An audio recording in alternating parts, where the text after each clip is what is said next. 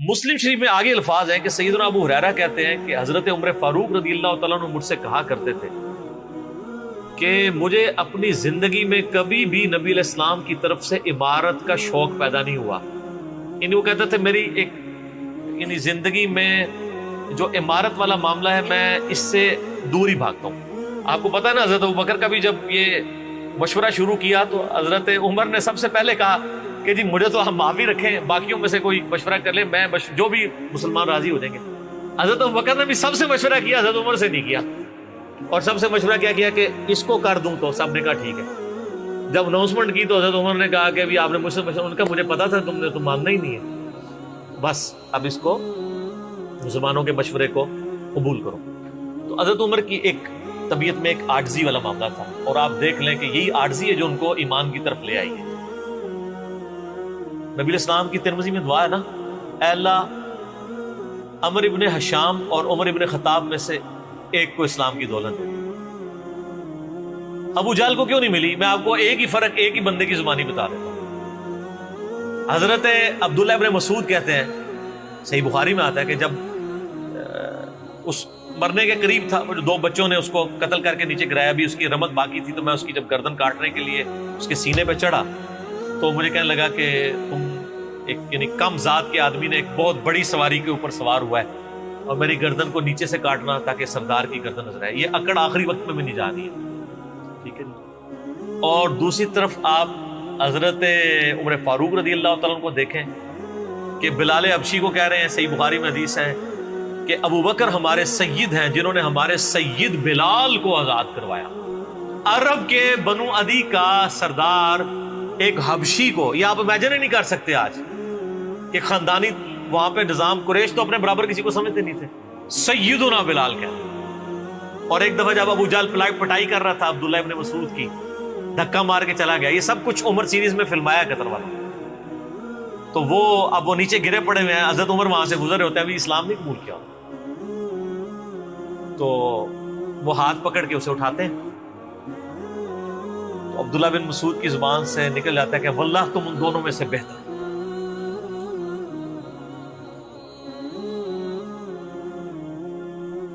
تو یعنی جو نبی علیہ السلام نے دو مانگے ہیں نا, ان میں سے تم بہتر, یعنی عاجزی ہے.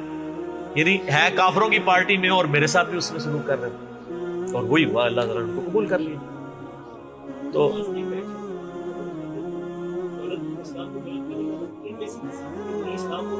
ہاں یہ بھی, یہ دو علیحدہ حدیث ہیں, دو علیحدہ, ترمذی میں دونوں روایتیں.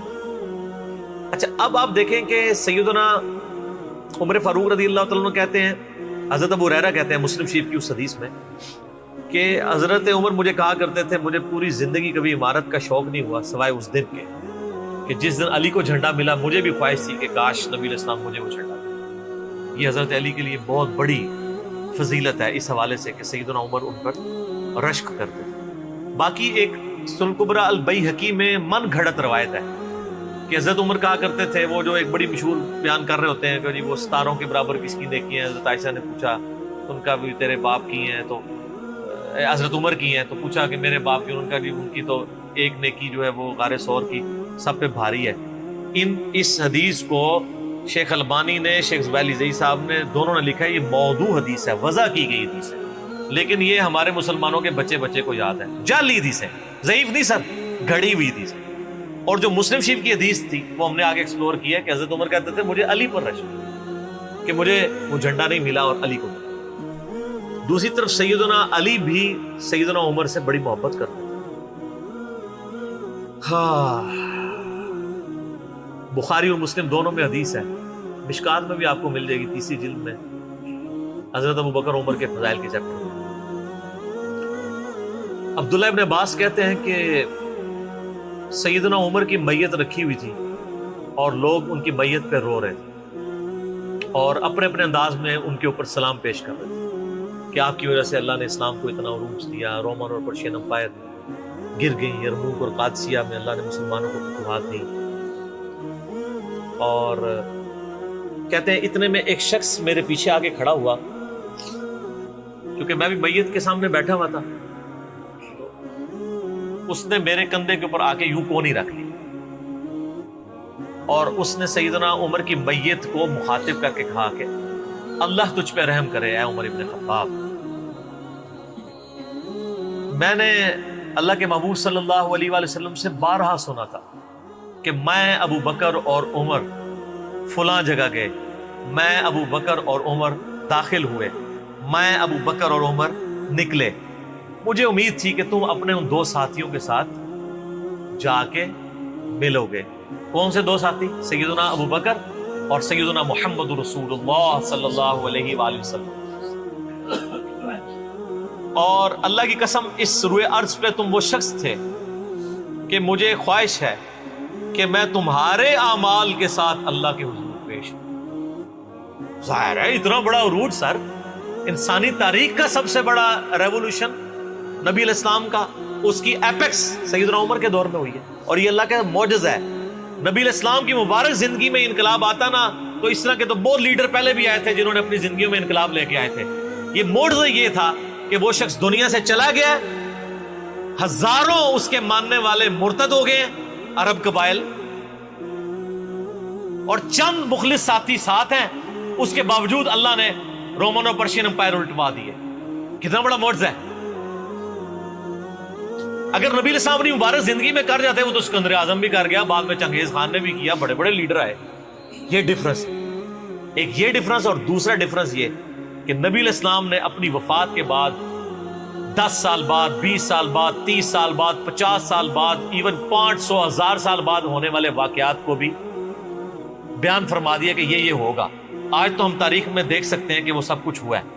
اگر آپ کو شوق ہو تو دلائل النبوہ امام بیہقی کی کتاب ہے، 3500 حدیث پہ، 5ویں صدی ہجری میں لکھی گئی ہے۔ اس میں 500 سال میں جو نبی علیہ السلام کی پروفیسیز پوری ہوئی ہیں نا، من و عن اسی طریقے سے موجود ہے۔ بخاری مسلم میں جو حدیثیں ہیں تاتاریوں سے جنگوں والی، وہ اس وقت تک نہیں ہوئی تھی، حدیثیں تو پہلے سے موجود تھی۔ آج تو ہم ان کو بھی درست مان رہے ہیں، ٹھیک ہے۔ نبی علیہ السلام نے پریڈکشن کی تھی کہ ان قریب کیسر روم ختم ہوگا، قیامت تک کوئی کیسر نہیں ہوگا، بخاری مسلم کی حدیث ہے، اور دیکھ لیں قیامت تک کوئی کیسر نہیں ہوا۔ ان قریب پرشین امپائر ختم ہوگی اور قیامت تک کوئی کسرا نہیں ہوگا۔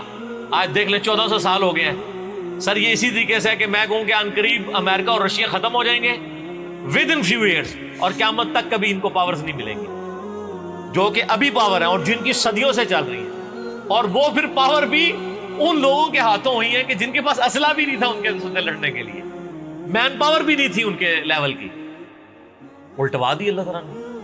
تو سیدنا علی نے کہا کہ یعنی ابن عباس کہتے ہیں کہ حضرت عمر فاروق رضی اللہ تعالیٰ عنہ کی میت پہ یعنی یہ کلام وہ جو شخص میرے یعنی کندھے پہ کونی رکھ کے کر رہا تھا نا، تو میں نے جب اس کو مڑ کے دیکھا تو وہ علی بن ابی طالب تھے جو سیدنا عمر کے بارے میں یہ کلمات کہتے تھے۔ تو یعنی ان لوگوں کی للہ یہ تھی کہ وہ تعریف کیا کرتے تھے، کوئی آر محسوس نہیں کیا کرتے۔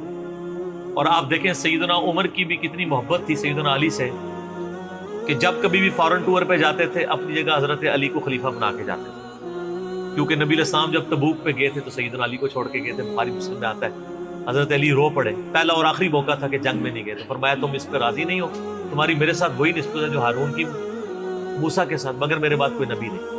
تو حضرت عمر اس سنت پہ عمل کرتے تھے۔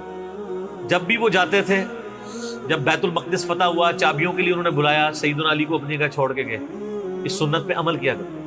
اور یہ بات شیعہ کے ہاں بھی ملتی ہے۔ میری ایک شیعہ عالم کے ساتھ ایک دفعہ بحث ہوئی 2011-12 کی بات ہے، تو مجھے کہنے لگے کہ حضرت عمر جو ہے نا حضرت علی کو خلیفہ بنانے میں مخلص نہیں تھے، اسی لیے انہوں نے 6 رکنی کمیٹی بنائی، ان کو چاہیے تھا ڈائریکٹ حضرت عمر حضرت علی کو نامزد کرتے۔ تو میں نے کہا اس کے پیچھے ریزن کیا ہے، وہ تو حضرت عمر نے خود بتائی ہے، بخاری مسلم دونوں میں حدیث ہے۔ ابن عمر کہتے ہیں جب حضرت عمر کو زخم لگا اور اب ہمیں یقین ہو گیا کہ وہ جانور نہیں ہوں گے، کھاتے تھے تو انتڑیاں کٹ چکی تھی، یہیں سے وہ سب کچھ نکل جاتا تھا، تو ہم نے عرض کیا کہ اپنا خلیفہ کسی کو نامزد کر دیں۔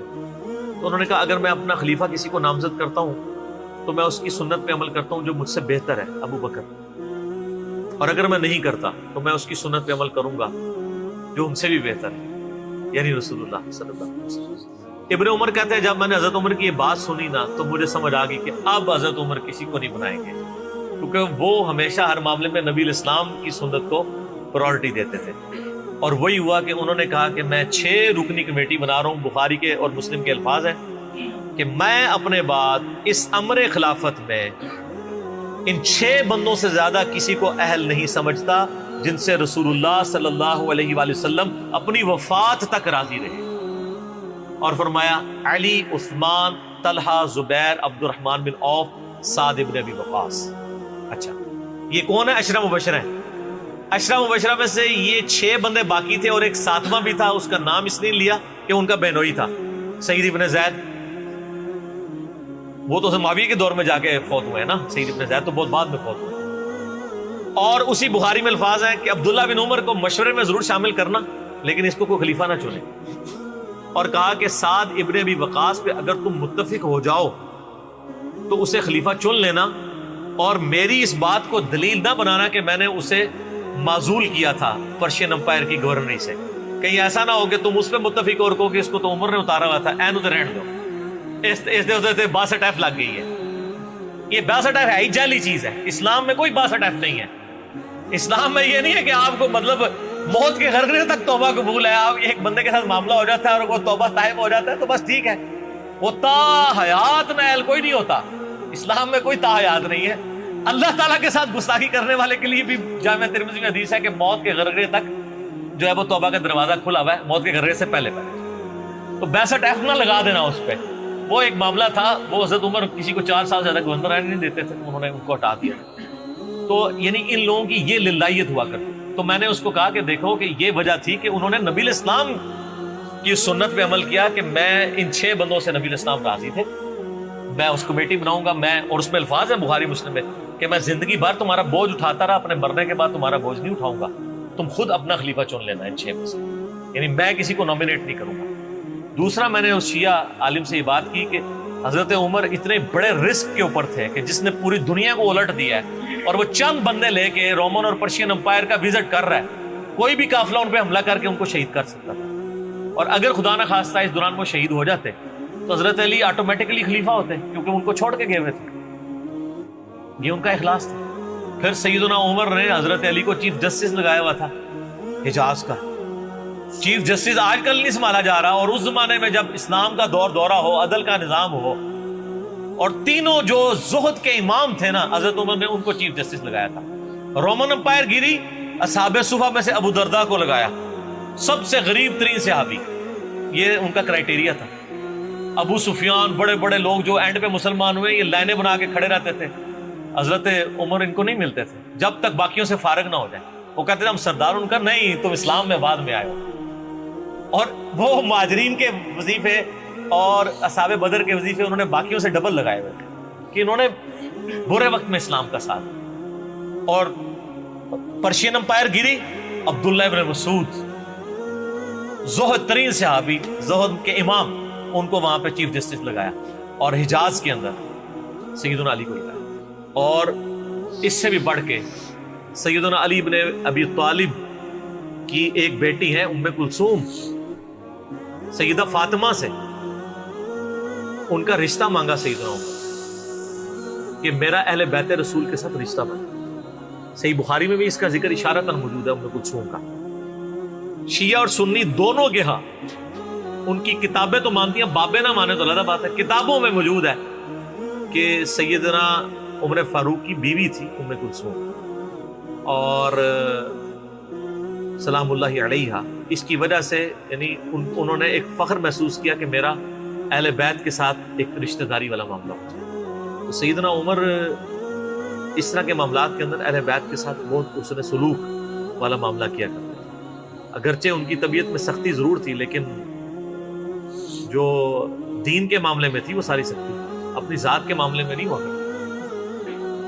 صحیح مسلم میں ایک حدیث ہے، اسی پہ میں کنکلوڈ کرتا ہوں کہ سیدنا عمر نے ایک خواب دیکھا کہ مجھے ایک مرغے نے خواب میں ٹھونگے ماری. انہوں نے پھر اگلے دن خطبہ دیا. انہوں نے کہا کہ میں نے خواب میں دیکھا ہے کہ اس طرح مجھے ایک مرغ نے چونچے ماری ہیں خواب کے اندر. میں نے اس کی تعبیر یہ کی ہے کہ عنقریب مجھے قتل کر دیا، اور اگر بائی چانس اچانک میں مار دیا جاؤں، یہ تو کسی کو نہیں پتا تھا کہ وہ ایک تقریباً 3-4 دن تک زخمی حالت میں ہوش میں رہیں گے. اچانک بھی تو مر سکتے تھے اگر گردن اتر جاتی. اگر میں اچانک مار دیا جاؤں تو تم اس امر خلافت کو ان 6 بندوں سے باہر نہ جانے دینا. صحیح مسلم میں ان 6 بندوں کے نام نہیں ہیں، لیکن بخاری میں وہ نام بھی ہیں: سیدنا علی، عثمان، طلحہ، زبیر، عبد الرحمن بن عوف اور سعد بن ابی وقاص. اور انہوں نے کنسنسس کے ساتھ پھر بعد میں سیدنا علی اور عثمان ہی بچ گئے تھے. ان میں ٹائی پڑ گئی تھی تو الٹیمیٹلی پھر حضرت عثمان کو چن لیا گیا. تو اگر میں اچانک مار دیا جاؤں تو ان 6 بندوں سے باہر کسی کو خلیفہ نہ چننا. اور مجھے پتا ہے کہ جب تم ان 6 بندوں میں سے کسی کو خلیفہ چنو گے تو کچھ لوگ تمہاری مخالفت کریں گے، اور یہ وہی لوگ ہیں جن کو میں نے اسلام کی خاطر اپنے ہاتھوں سے مارا ہوا ہے. یعنی وہ لوگ جو بالکل اینڈ پہ مسلمان ہوئے ہیں، جن سے ہم نے غزوہ بدر، خندق، احد لڑی ہوئی ہے. اب یہ اینڈ پہ مسلمان ہوئے ہیں، چونکہ وہاں پہ بھی انہوں نے حکمرانی دیکھی ہوئی ہے، تو یہاں پہ بھی ان کی خواہش یہ ہوگی کہ ان میں سے کسی کو خلیفہ چنا جائے. تو جب تم دیکھو کہ ایسے لوگ اس خلافت کے دشمن ہیں، ان 6 میں سے کسی بندے کی خلافت کی مخالفت کر رہے ہیں، تو تم سمجھ لینا کہ یہ لوگ اللہ کے دشمن، اور دوسرے الفاظ تو بڑے سخت ہیں، کافر ہیں. اب اس کی انجینئرنگ میں نہیں کرتا، وہ پھر کسی اور طرف بات چلی جائے گی. آپ میرا ریسرچ پیپر واقعہ کربلا کا حقیقی پس منظر 72 صحیح الاسناد احادیث کی روشنی میں، جس میں میں نے 200 روایتیں اکثر بخاری مسلم سے پیش کی ہیں، اس کے سٹارٹ میں نے حدیث لکھ کے پھر لکھا ہے کہ اب آئندہ صفحات میں آپ کو پتہ چلے گا کہ سیدنا عمر اسلام کا دشمن کن لوگوں کو سمجھتے تھے. اور یہی الفاظ صحیح بخاری میں عبداللہ بن عمر نے بھی استعمال کیے تھے. کس کے بارے میں کیے تھے وہ ہمارا ریسرچ پیپر. ٹھیک ہے.